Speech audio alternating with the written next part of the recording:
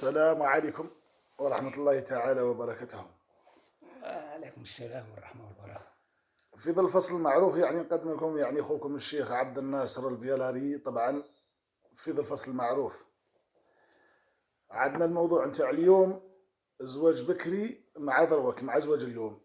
زواج بكري مع زواج اليوم يعني راه ديفيرونس حياة متبدلة. بكري كان الراجل لما يتزوج يعني يتلاقى مع ابن عمه في السوق، فلان يقولوا نعم، يقولوا راهي عجبتني بنتك تعطيها لي، يقولوا ديها في حوالها. وبكري راكم عارفين يا جماعة الإمكانيات مكاش، كان الفقر، لذلك يخطبها كيما اليوم الخميس الآخر يديها. وبكري ما كان لا حمام لا حلاقة لا شيشوار لا كورتاج لا حتى حية. العريس يعني يتحمم غير في قلته تاع الواد، يدخل منه يخرج من يته. هذاك هو الحمام نتاعو. هذاك هو الحمام تاعو. أيا وتجيب الحولة تاع العسير بس مزيان، الصباط 46، ويجيب ديك الريحة الخضراء اللي كانوا يديروها الموتى، يروزيها زين ويجي داخل. كانوا يسموها بلوم بلوم. نعم. واه الشيخ أحمد. أيا لما يدخل على الزوجة تاعو يسيبها مجمعة هيته، السلام عليكم زوجة الحلال، قال لك يخمس معاها. قال لك لما يخمس معاك هاك يبدا رب العالمين سبحانه يعصر في الذنوب. وحنايا العصرنا هذه الوقت اللي رانا فيه وراهم يتزوجوا في الكار، العاقد هو الرسوفار. وهذا القصيدة يعني نهديها كاع في خاطر الأحباب اللي يحبونا وهذا وفهموا معايا زين هذه القصة. هذا واحد اليوم من الأيام براح واحد السلطان، والسلطان غير رب العالمين سبحانه. هذا السلطان يقول يا اللي تتزوج باطل روح مرحبا بيك. دار البريح في السوق، بدات الناس تجيه، اللي عنده زوجة باغي يزيد الثانية، واللي عنده زوجة ثانية باغي يزيد الثالثة. كي لحقوا عنده قال لهم أنا يا بنتي عندها كلمة، اللي يفسر لها الكلمة هذه يتزوج بها، واللي ما يفسر لهاش هذه الكلمة تقطع له راسه. يا شيخ أحمد لما ولات يعني فيك تاع الراس، كل واحد يقول أنا غير الزوجة نتاعي بزاف عليا. ايوه. واه يسمع واحد الانسان يسكن في المغرب يقرا العلم والقران، قال هذه المراه انا نتزوج بها. لما الحق لسيد السلطان، يا سيد السلطان هذه المراه انا نتزوج بها. قالوا لي يا بنتي عندها معنى، اذا فسرت لها المعنى هذه الكلمه فسرتها راهي غادي تتزوج بنتي، واذا ما فسرت لهاش هذه الكلمه راهي غادي تقطع لك راسك. سي محمد يعني يقرا العلم والقران، قرا كتب في 4 ما قالش هذه الكلمه يا شيخ احمد. ونعم يا سيد السلطان قال له لا يقرب الصليعات، خليني نروح لبلادي. راه يعني سي محمد طالب رجع لبلادو. لذلك وما زال يعني التبريح متواصل يعني في الاسواق. السلطان يومين يبرح يدير هذاك البوق ويقول يا لي تتزوج باطل روح مرحبا بيك.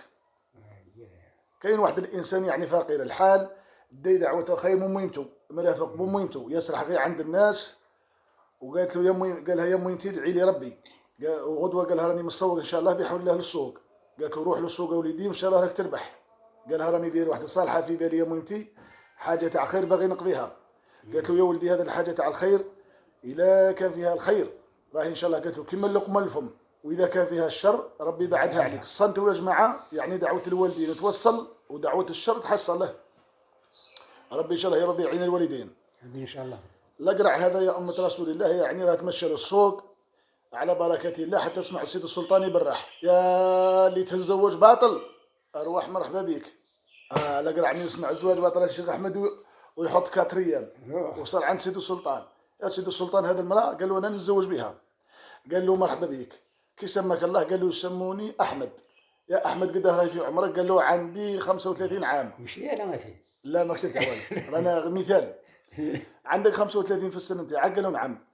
العمل تاعك شنو هو؟ قال له يا سيدي السلطان انا سارح، نسرح غير عند الناس. قده نعم وانت يا سارح؟ قال له 35 عام. قال له قد العمر قد السرحه؟ قال له نعم. تقرا ولا ما تقراش؟ قال له والله حرف. تصلي ولا ما تصليش؟ قال له والله ركعه. عندك دراهم ما تتزوج؟ قال له والله سنتيم. خبرني. قال له الشهو اللي متقدم والشهو اللي متاخر. الاقرع قال له يا سيدي السلطان، قال له كل شيء متاخر غير الاقرع اللي متقدم. سيدي السلطان دار الحساب، قال هذا الانسان راهي كاع مقلوبه له كروه، لا ربما اذا ما جابش هذا المعنى وما بغاش يعني يتزوج بنتي والنصيب نتاعو ما كانش منه، لا ربما نصرحوا غير بالمعيزات كما راهم يقولوا، يصرح بالمعيزات. والصراحه ماشي عيب يا جماعه، خبر خوتي زين. والعروبيه ماشي عيب، العروبيه خرجوا منهم الشهداء الله يرحمهم. كان يرعى بالغنم. رسول الله صلى الله عليه وسلم كان يرعى بالغنم. نعم الصراحه ماشي عيب. واه ولا كاين اللي من يسب واحد كما قلت انا يقول له يا الراعي مش عارف المعنى نتاعها. وانا يا غادي خبر خاوتي زين صمتوا لي هذه القصه، باغي نواصل مع خاوتي في النهار المبارك يعني مع الشيخ احمد بن اسماعيل، كان يعني نطلبوا ربي ان شاء الله لولدك هشام امين ان شاء الله. ان شاء الله ربي يشافيه ويعافيه، امين ان شاء الله. ربي ان شاء الله يعطي له صحته امين. وربي يحفظه لك ان شاء الله. امين ان شاء الله. ايا سيد السلطان الشيخ احمد راه خرج من البلاد يتمشى هو والقرع، فاتوا على قالوا القرع قال سيد السلطان يا سيد السلطان، قالوا تهزني ولا نهزك، ترفدني ولا نرفدك. سيد السلطان كيخزر في القرع صابوا سمين اللي خشين عليه، قالوا ما ترفدني ما نرفدك، راهم يتمشاو. فاتوا على واحد الانسان يحصد في القمح، يا القرع واش قالوا لك في الحصاد هذا؟ قالوا هذا حصاد عمام سيد السلطان. يا ودي قالوا راني نشوف فيه بعيني راه يخدم القمح. قالوا قلت لك عمام. زادوا تمشوا شويه صابوا زوج يخدموا في القمح. السلام عليكم ربي يعاونكم يا سيد السلطان. قال له واحد حي واحد ميت. يا ودي قالوا راهم يخدموا في القمح هذول. قال له راني نهضر معاك. زادوا تقدموا شويه صابوا ثلاثه يخدموا في القمح. يا لا قال عواش قبلك في الحصاده هذول؟ قالوا هذو خدامه مريقلين. زادوا تمشوا شويه صابوا غلم ياسره. لما صابوا غلم ياسره يلا قرع قال له واش قابلك في الغلم هذه؟ قال له هذو غير شويهات، معناتها حاجه قليله. يلا قرع واش قابلك في الغلم هذه؟ قال له هذو غير شويهات. سيد السلطان بقى دايخ، قال له كيما هدرت معاه قلب لي الهضره. زادوا تمشوا شويه صابوا 10 نعجات وزوج كباش. يلا قرع قال له واش قابلك في الغلم هذه؟ قال له هذه غلم وغلم، هذه غلم قال له اللي عليها الكلام. زادوا تمشوا شويه جاب لهم واحد الانسان الماء، اشرب السلطان هو الاول ومن بعد اشرب القرع. زادوا تقدموا شويه جاب لهم واحد الانسان جاب لهم اللبن، اشرب القرع هو الاول ومن بعد اشرب سيد السلطان. زادوا تقدموا شويه يا شيخ احمد عليها ويلحقوا للدوار. سيد السلطان قاعد يسقسي في القرع. القرع قال له هذا هو المحل نتاعي، هذه الفيرما اللي رانا قاصدينها. بنت السلطان كانت برا تتلاقى عينها مع عين القرع مباشرة. يا القرع قال له نعم. قال له هذه الفيرما اللي رانا قاصدين لها مباشرة. راني شوية فتكم في الحديث اسمحوا لي معذرة. قبل ما يحكوا الدوار لقاو دوار فيه العواد. يا القرع واش قبلك في الدوار هذا؟ قال له هذا دوار ودوار. لما تقدموا شوية صابوا دوار فيه دبايب الحمير. يا القرع واش قبلك في الدوار هذا؟ قالوا هذا غير دويوير. لما طلعوا على الفيرما بنت السلطان كانت برا يا شيخ احمد تتلاقى عينها مع عين القرع مباشره. يا القرع قال له هذه الفيرما اللي رانا قاصدينها. قال له الفيرما فيرما بصح تخص فيها فرما. سيد السلطان داخ قال الفيرما مفينيها البيبان التواقي كل شيء مسقم. هذا الفرما وين جات؟ اسيدي لا علينا لحقوا للفيرما مباشره. سيد السلطان لما دخل الدار مباشرة سلمت عليه بنته. صباح الخير بويا نهارك مبروك. قالت له يا بويا روحت للسوق اليوم. قالها روحت للسوق. برحت في السوق. قالها برحت. جوك يعني ولاد الجبابر ولاد الملوك. قالها يا بنتي تلاقيت مع واحد الانسان قاع مقلوبه له الخروه. كيما هدرت معاه قلب لي الهدره. واش قال لك؟ قالها الوقت اللي عدنا خارجين من البلاد قال لي تهزني ولا نهزك؟ قالت له لا يا بوي. قال لك احكي لي ولا نحكي لك؟ هذا راه باين باللي ولد خيمه وراه يعني صح باغي يتزوج وان شاء الله يكون من نصيبي. نعم. قالها فوتنا يا بنتي على واحد الانسان يحصد في القمح. قال لي هذا عمى. قلت له لا عمى ما يحكمش السبول. قالت له حصاد يا بوي يحصد وحده في زمان تاع صيف، لو كان تدخل له سفيه في عينه ما كانش يلقى حاله. ها هو عمى ما عندوش المساعد نتاعو. نعم. قالها يا بنتي زدنا تمشينا شويه وصلنا زوج يخدموا في القمح. يا لا قرع واش قابلك في الحصاده هذون؟ قالها ولا حتى قال لي واحد حي واحد ميت. قالت له زوج يا بويا ثالثهم الشيطان لعنه الله. لو كان يدابزوا واحد يقتل واحد يدفنوه الاخر يروح الحبس وفي زوج يبقاو وليداتهم تحت العقبه. قالها نيش انا بنتي. قالها يا بنتي زاد تقدمنا شويه. قالها صرنا ثلاثه يخدموا في القمح. يا لا قرع واش قابلك في الحصاده هذون؟ قال لي هذو حصاده مريقلين. قالت له زوج يا بوي لو كان يدابزوا هاو الثالث يسلك ما بيناتهم. انعلوا الشيطان يا جماعه. هيا الشيطان لعنه الله. قال لك يبعدهم. قولوا الله ينعل الشيطان. قالها يا بنتي زدنا تقدمنا شويه صرنا غلم ياسره. والرسول صلى الله عليه وسلم قال لك تشوف حاجه قول اللهم صل على الحبيب. ما شاء الله الله يبارك. لماذا؟ قال اذا كنت معين العين ما تفوتش فيها. قال لك والعين حق والطيره باطل والسحر يلحق ولو بعد حين. نعم الله يبعد علينا هذا الامراض. امين ان شاء الله. يا بنتي قالها صرنا غلم ياسره قلت له يا لقرع واش قبلك في الغلام هذه؟ قال لي هذو غير شويهات. قالت له الكبش معاها ولا ما معاهاش الفحل؟ قال لها الكبش ما كاش والو يا بنتي. قالت له يا بوي راه يقول لك اللي يبيعوها تنقص واللي صدقوا منها تنقص. قالت له حتى تكمل هكذاك لقدرش ما معاهاش الكبش. قالها نيش انا بنتي. قالها زدنا تقدمنا شويه قدام بنتي صرنا 10 نعجات وزوجك باش. يا لقرع واش قبلك في الغلام هذه؟ قالها ولا حتى قال لي هذه غلم وغلم. قالت له غلم اللي معاها الكبش يا بوي قادر تولد حتى خطرتين في العام. واه والنعجه والرخله والنخله مبارك فيها الرسول صلى الله عليه وسلم. قال لك النخله والرخله عمرها ما تخلى. ولين يا جماعه راهم زادوا قدموا قدام الشيخ احمد. جاب لهم واحد الانسان الماء. قالها يا بنتي جاب لنا واحد الانسان الماء. قالها شربت انا الاول ومن بعد شرب الاقرع. قالت له ثم قدر بيك يا بنتي. قالها زدنا تقدمنا لقدام جاب لنا واحد الانسان اللبن. قالها شرب الاقرع هو الاول ومن بعد شربت انا. قالت له هو شرب الماء هذاك الماء اللي يجي يعني فوق اللبن اللي تفهموني. قالت له هو شرب الماء وانت شربت الخاثر اللبن. يا حسره بكري كانوا يحاجونا حنايا في القديم جدود مساكين ربي يرحمهم ان شاء الله ويوسع عليهم.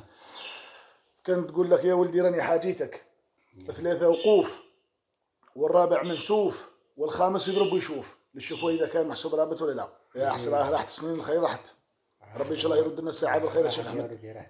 واه قالها يا بنتي رانا نتمشاو فتنا على واحد الدوار فيه الدبايب فيه الحمير. يا لقرع واش قال لك في الدوار هذا؟ قالها هو لا حتى قال لي هذا دوار ما هو دوار. قالها زدنا تقدمنا شويه وصلنا دوار فيه غير العواد برك غير الفرسان.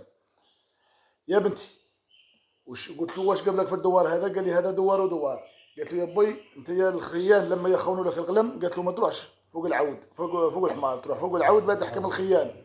قالها بارك الله فيك يا بنتي ما تسمحوا لي انا خيكم راني شويه كل لي اليوم مانيش طايق راهي مقلوبه لي الكروع والله ماني طايق. وجبنا هذه القصه يعني وفيها حكمه. وصلتوا معنا لك الاقرع هذا يتزوج بهذه البنت بنت السلطان او ما يزوجش او ما يتزوجش. واه تابعوا معنا وربي ان شاء الله يحفظكم ورانا يعني في 12 دقيقه يا شيخ احمد ياك. نعم واه بنتي قالها رانا نتمشى وقالها لما طلينا على الفيرما كيما ها قالها ولا حتى قال لي يا بنتي الفيرما فيرما بصح تخص فيها فرما. الطفله هي فهمت المعنى. قلت له بيدي والله ما قلت له ما حسيتهاش هي. واه نعم قال لك النساء هذون قال لك الا بغاوك يدبروا واذا كرهوك يخبروا. وقال لك ما تامنش عجوز اذا صلات ما تامنش عجوزه اذا صلات ودارت سبحه رقيقه اللي يخدمها ابليس في عام هي تخدمها في دقيقه. نعم وقال لك تحواس البلدان رياسه تحواس البلدان رياسه ومعرفه الرجال كنوز معرفه الانسان جاسه كبيره ولا عجوز. نعم ولا اني يا شيخ احمد قالها دروك هذا الانسان كي جانا انت كي يجي عندك ضيف الشيخ احمد تقوم به لازم تضيفوا توكلوا زين. قالت له يا بوي هذا الانسان كي جانا دروك واش نديروا له؟ قالها نديروا له الطعام واللحم من العويد نتاعنا حنايا. ولا اني يا جماعه راهي تفتل في الطعام راهي فتلت الطعام يا شيخ احمد وفتلت الشيشه دارتها وحدها وجابت هذاك السكر الرطب تاع بكري اللي كانوا يفتلوا به الطعام باش يعطيه نظره زينه. فتلت الطعام وحده الشيشه دارتها وحدها مع 12 وجد كل شيء. قالت له بويا صنت معايا زين. قالت له الاقرع عيلاه هو فتين وصح باغي يتزوج راه يعرف كيفاش يعني ياكل هذا الوجبه. راهي دارت 3 اطراف تاع اللحم دارتهم هنا هنا دارت فوقهم الطعام ودارت يعني تشيشه من فوق فهموني زين. على 12 سيد السلطان يرفد الميده كيما قلتينا حطها قدام السلطان. هيا السلطان يحطها قدام الاقرع العفو حطها قدام الاقرع. هيا الاقرع افطر. الاقرع قاعد يخزر الشيخ احمد قال كيف سيد السلطان عنده الغنم عنده البقر عنده الابل عنده كل خير كيف انا يجيب لي شيشه انا يا تاع شيشه انا باغي نسبة السلطان حوجي كيفاه يا الشيخ احمد شرط الماك لا ضربك. واه قالوا سيد السلطان قال له تجيب لي طبسي زياده طبسي يعني صحن فارغ خاوي. جاب له صحن زياده افطر. قال له من بعد بربي ان شاء الله قال له راني نسرحك. لما سكروا عليه الباب قعد سيد السلطان يخزن مع العين تاع المفتاح وبنته دار كيما دارت بنت السلطان يحكم ذاك الطبسي اللي فيه التشيشه والطعام. هيا راه قلبوا في ذاك اللي خاوي دروك شي يجي من فوق الشيخ احمد يجي اللحم من فوق. سيد السلطان خزر في بنته، يا بنتي قالها شتي لا قلع واش دار؟ قالت له نشوف فيه واش ميزتي؟ قالت له هذا اللي يضرب المرميطه، هذا اللي يتزوج يا بوي صح.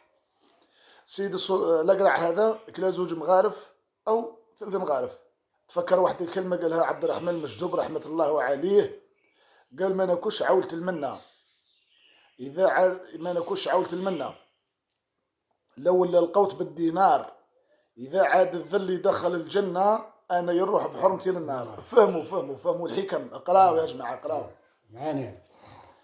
يا بنتي قال هذا الإنسان لازم نسرحوه.